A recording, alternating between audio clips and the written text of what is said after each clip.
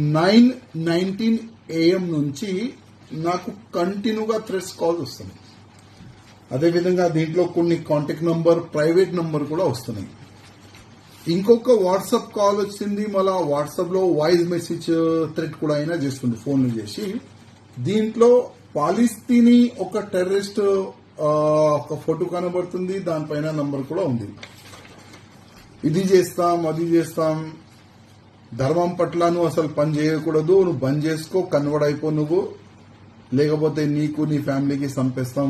ఆ విధంగా ప్రతి ఫోన్ నుంచి అదే థ్రెట్స్ కాల్స్, బెదిరింపు కాల్స్, అదే మాటలు మాట్లాడుతున్నారు.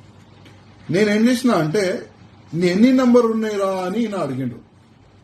నేను చెప్పినా నాకు ఇంకొక నంబర్ కూడా ఉందిరా భయ్ అని చెప్పిన. గూగుల్లో సెర్చ్ చేసి తెలంగాణ ముఖ్యమంత్రి గారు రేవంత్ రెడ్డి గారు నంబర్ ఈయనకి ఇచ్చేసిన.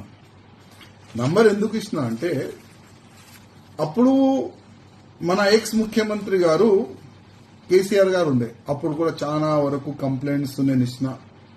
ఒక్క వ్యక్తికి అరెస్ట్ చేయలేదు, ఎంక్వైరీ కూడా చేయలేదు. అసలు ఒక ఎమ్మెల్యేకి థ్రెట్స్ కాల్స్ ఎక్కడి నుంచి వస్తున్నాయని.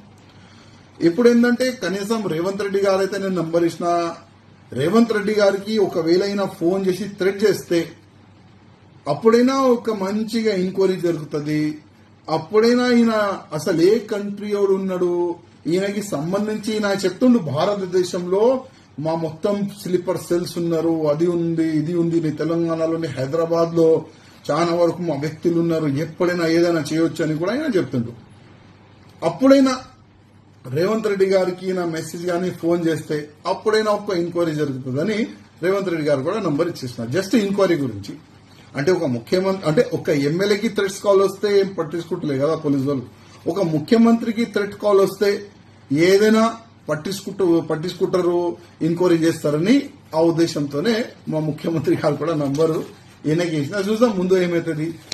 ఈ కంటిన్యూ థ్రెట్స్ కాల్ అయితే కంటిన్యూగా అవుతుంది.